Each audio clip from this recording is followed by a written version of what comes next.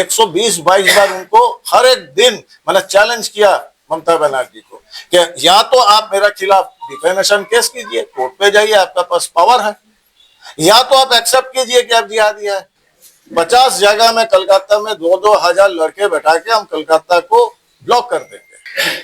Once a commando is always a commando and a soldier never quit till his death. एक particular community को हम छोड़ दे तो खत्म कर देंगे हिंदुओं को। और नाम किसका किसका लिया? अरुंधति रॉय, अरविंद केजरीवाल, और उन्होंने बोला बंगाल के मुख्यमंत्री ममता बनर्जी। चुनौती तो हमारा जिंदगी है, चुनौती नहीं है तो वो जिंदगी थोड़ी है। अब जो जिंदगी में स्ट्रेस नहीं है, जो जिंदगी में चुनौती नहीं है, वो जिंदगी है ही नहीं। और एक सबसे बड़ी बात है, हम बोलते हैं कि once a commando is always a commando and a soldier never quit till his death. जब तक सांस है देश के लिए लड़ना है। और देश के लिए लड़ना मतलब ये नहीं है, मैं बोलता हूँ देश के लिए लड़ाई करने के लिए बॉर्डर जाना जरूरत नहीं है। सिर्फ देश के लिए लड़ाई तो अंदर भी होगा। अब जो ये जिहादी बैठा के रखे हैं, जैसे ये बाबरी मस्जिद बन रहा है नॉर्थ बंगाल में, जैसे आप देख रहे हैं कि एक संविधान का शपथ लेके एक मिनिस्टर धमकी दे रहे, वाघविल के समय हम देखे कि 50 जगह में कलकत्ता में 2-2 हजार लड़के बैठा के हम कलकत्ता को ब्लॉक कर देंगे। एक संविधान का शपथ लेके, ओथ लेके, बंगाल के chief minister who is the head of administration public place से बोल रहा है कि 1 सेकेंड लगेगा, अगर मैं हूं तब 1 सेकेंड लगेगा, अगर एक पर्टिकुलर कम्युनिटी को हम छोड़ दे तो खत्म कर देंगे हिंदुओं को।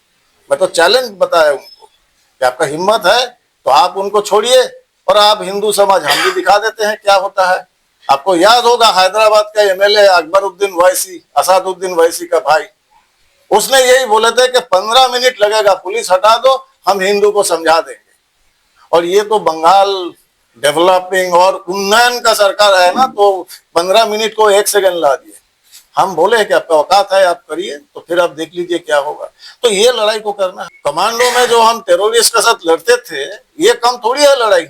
जब अलकायदा का बांग्लादेश हेड, अंसरुल्लाह बांग्ला का जो हेड है जसीमुद्दीन रहमानी बोलते हैं दीदी को, वो वीडियो मेरे पास है, आप लोगों को पता है, मैंने चैनल्स में दिया हूं और मैंने अभी तक 120-22 बार उनको हर एक दिन मैंने चैलेंज किया ममता बनर्जी को कि या तो आप मेरा खिलाफ डिफेमेशन केस कीजिए, कोर्ट पे जाइए, आपका पास पावर है, या तो आप एक्सेप्ट कीजिए कि आप जिहादी है, या तो आप बोलिए कि एक जिहादी क्या बोलते हैं उसके साथ हमें कोई लेना देना नहीं है। पिछले 2 साल से एक आवाज उन्होंने अभी तक उठाए नहीं। सो वो संस्कृत में है मौनं सम्मति लक्षणम, तो हम मान के चल रहे हैं, सपोर्ट कर रहे हैं, इनके साथ लड़ रहे हैं।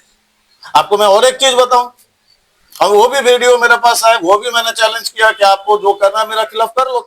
एक टीवी इंटरव्यू में इस्लामाबाद सेंट्रल का जो मेंबर पार्लियामेंट है शहादुद्दीन आमिर, जो कि ये शहबाज शरीफ का सरकार का मिनिस्टर भी है, इंफॉर्मेशन ब्रॉडकास्टिंग मिनिस्टर, उनका वो टीवी इंटरव्यू में उनको पूछा गया था कि आपका क्या आगे स्टेप क्या है यही ऑपरेशन सिंदूर से पहले। तो उन्होंने बोले कि कश्मीर हम वापस लाएंगे और 370 हम फिर वापस लाएंगे इंशाल्लाह। तो उनको पूछा गया कि आप इतने हिम्मत से, इतना कॉन्फिडेंस से कैसे बोल रहे हैं? बोले बंगाल नहीं, भारत एक बहुत बड़ा देश है, इसमें हमारा बहुत सारे एम्पैथाइजर है, कोट ऑन कोट एम्पैथाइजर, मतलब जो आपका बातों से सहमत रखते हैं, आपको सपोर्ट देंगे। और नाम किसका किसका लिया? अरुंधति रॉय, अरविंद केजरीवाल, और उन्होंने बोला बंगाल के मुख्यमंत्री ममता बनर्जी। अरे भाई, कहाँ पाकिस्तान, कहाँ कश्मीर, कहाँ बंगाल? ढूंढने को उनको बंगाल छोड़ के और कई मुख्यमंत्री नहीं मिले। तो कांग्रेस का भी तो मुख्यमंत्री है, नहीं मिले ममता बनर्जी, क्योंकि वो उनको हेल्प करेंगे, वो क्लेम कर रहे हैं, मैंने नहीं बोला। और ममता बनर्जी उनके खिलाफ भी ये नहीं बोला कि वो क्या बोल रहे हैं, हमसे कोई संपर्क नहीं है, हम देश का साथ है, राष्ट्रीय सुरक्षा के साथ है।